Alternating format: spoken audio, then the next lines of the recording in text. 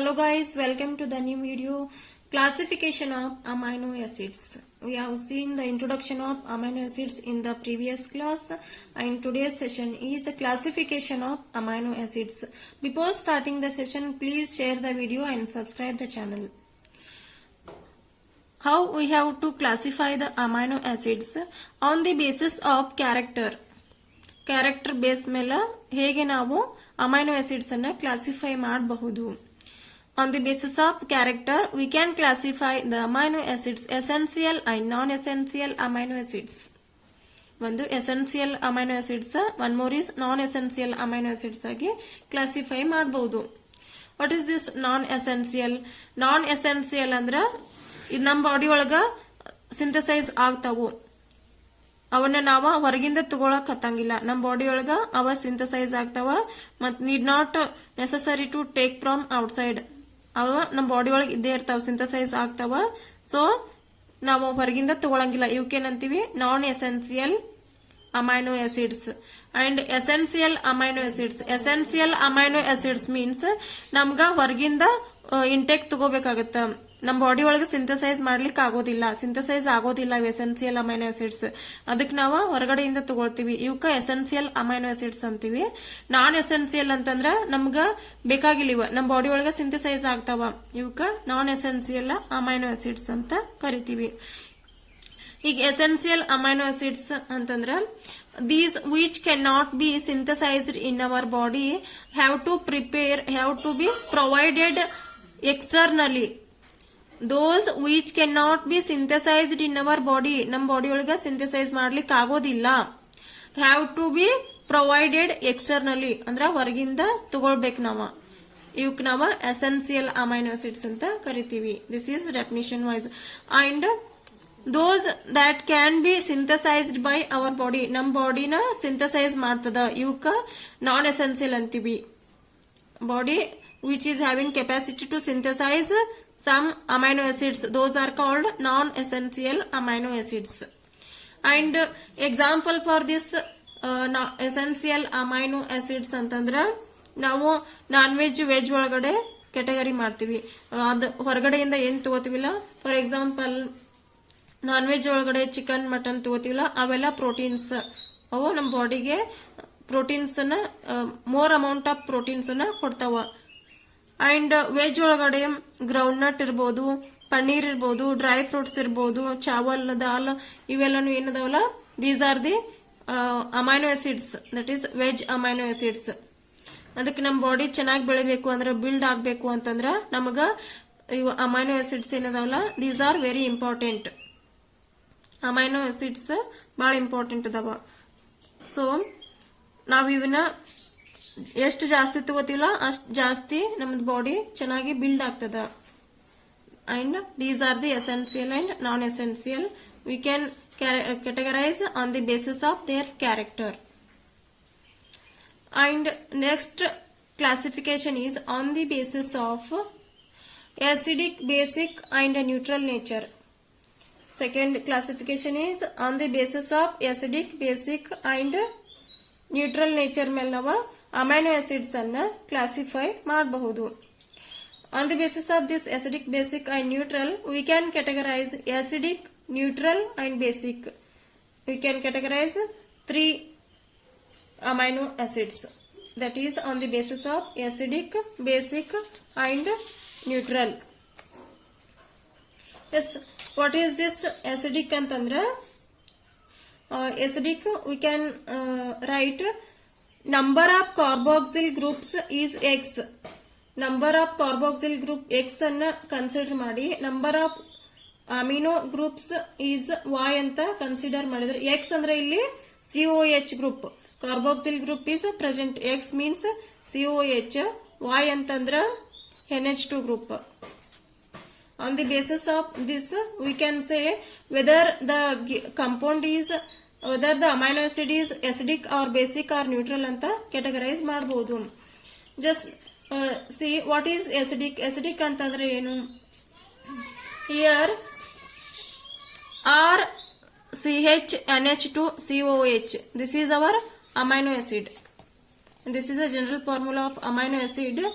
In this case this R group, if we introduce NH2 CH2 4 times, CH2 4 times and NH2 ಇದನ್ನ ನಾವು introduce ಮಾಡಿದೀವಿ ಅಂತಂದ್ರೆ here R place ಒಳಗಡೆ CH2 4 times NH2 ಬರ್ತದ. Whether this amino acid is acidic, basic or neutral ಅಂತ ನಾವು judge ಮಾಡಬೇಕು. Yes, see here this amino acid which is having one COH group and two NH2 groups, remaining is hydrogen ada. ಇಲ್ಲಿ acid group ಒಂದೇ ಐತಿ. The acid group is only one, that is COH group. And amino groups, NH2 groups, how many amino groups present in this amino acid? There are two NH2 groups, this one and this one. ಎರಡು amino acid, ಎರಡು NH2 groups ಅದಾವ. So ಇದು NH2 groups 2 ಇರೋದ್ರಿಂದ NH2 groups are more as compare to acid groups. NH2 group ಎರಡು ಅದಾವ, ಇಲ್ಲಿ COH group ಒಂದೇ ಐತಿ. ಅಂಡ್ ಇವು NH2 group ಮೋರ್ ಇರೋದ್ರಿಂದ NH2 is greater than COH ಅಂತ ಬರಿಬಹುದು ನಾವು. ಯಾಕಂದ್ರ amino groups more than NH2 groups. Amino group is more than acid groups in this amino acid. See, hence this amino acid is whether it is acidic, basic or neutral.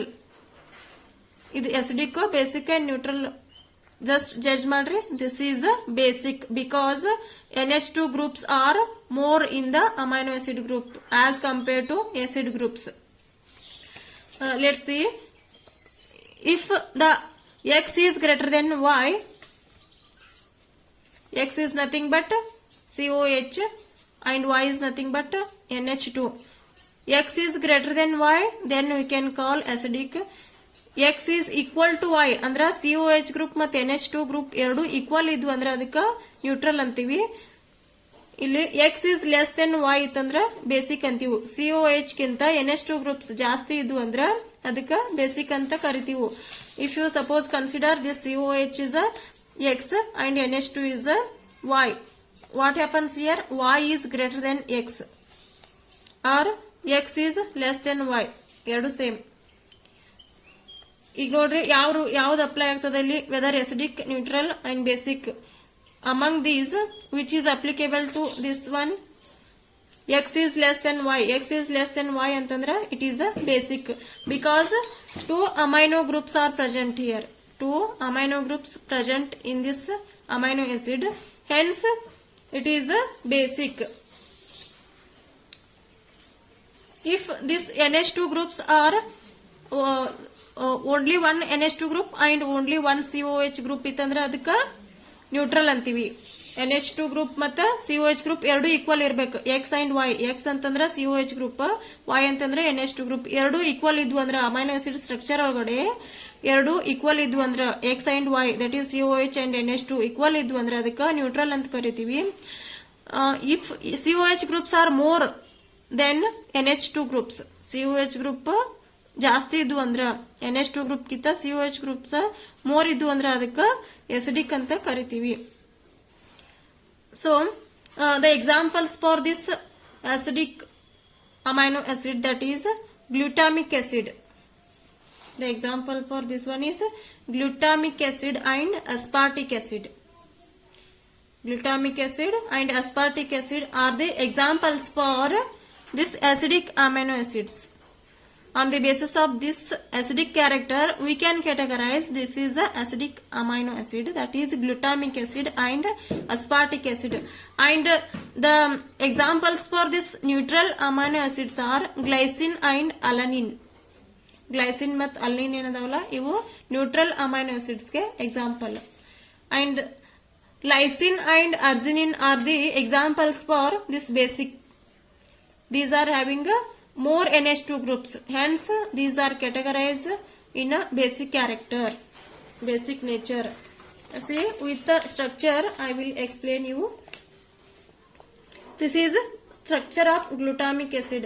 As in the previous video we have I told you to remember these three amino acids, lysine, glycine and glutamic acid. ಇವನ್ನ ನೆನಪಿಟ್ಕೊಳ್ಳೋಕೆ ಹೇಳಿದೀವಿ.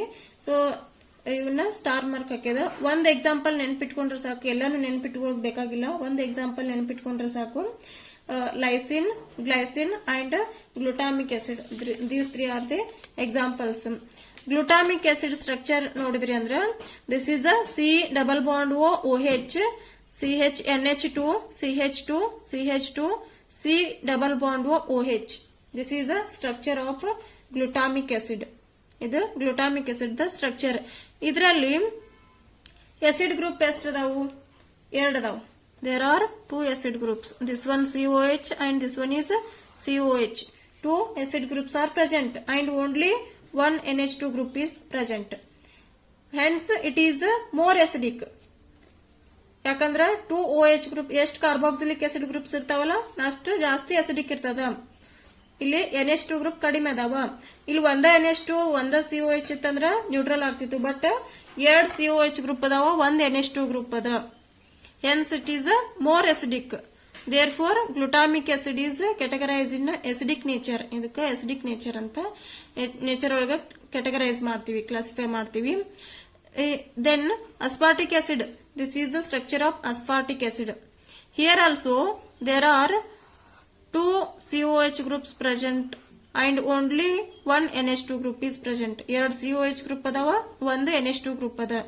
ಅದಕ್ಕೆ ಇದನ್ನ highly acidic. ಇದು acidic ಅದ. ಎರಡು COH group present ಅದಾವ compared to NH2 group. Hence it is aspartic acid. Is acid. It is categorized in acid. And if you take the example of glycine, glycine structure nodidri andre C double bond O CH2 NH2. This is a glycine structure.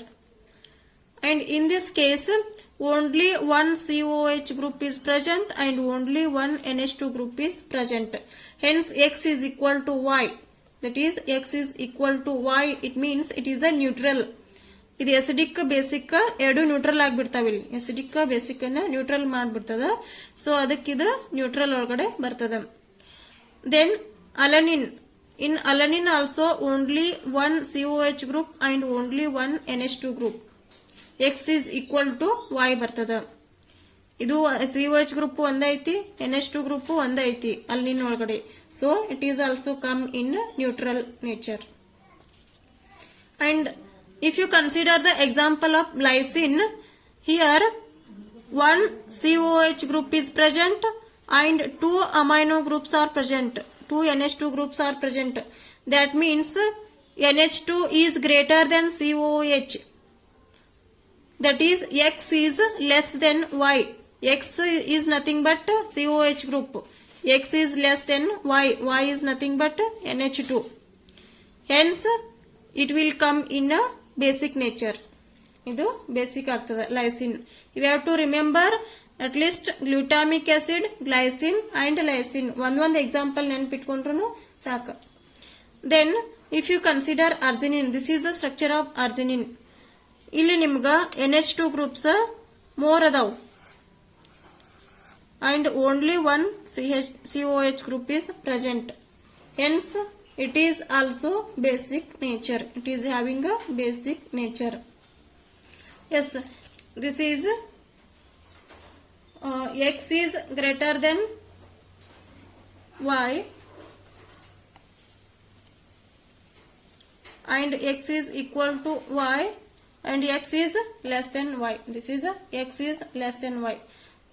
X is nothing but acid groups and Y is nothing but NH2 groups. ಇಲ್ಲಿ acidic groups ಜಾಸ್ತಿ ಅದಾವು, ಅದಕ್ಕೆ X is greater than Y ಅಂತ mention ಮಾಡ್ತೀವಿ. So it is a acidic nature and X is equal to Y. This is a basic nature and X is less than Y. This is a basic nature. Acid, neutral, base.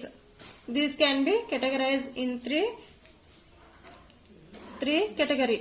Acid, neutral and basic ಅಂತ category ಮಾಡಬಹುದು. So this is about the classification of amino acids. This is a very important point. You have to remember all the things and you should remember glutamic acid, glycine and lysine. These three are the best examples for acid, neutral and base. You have to remember these three. Thank you for watching this video.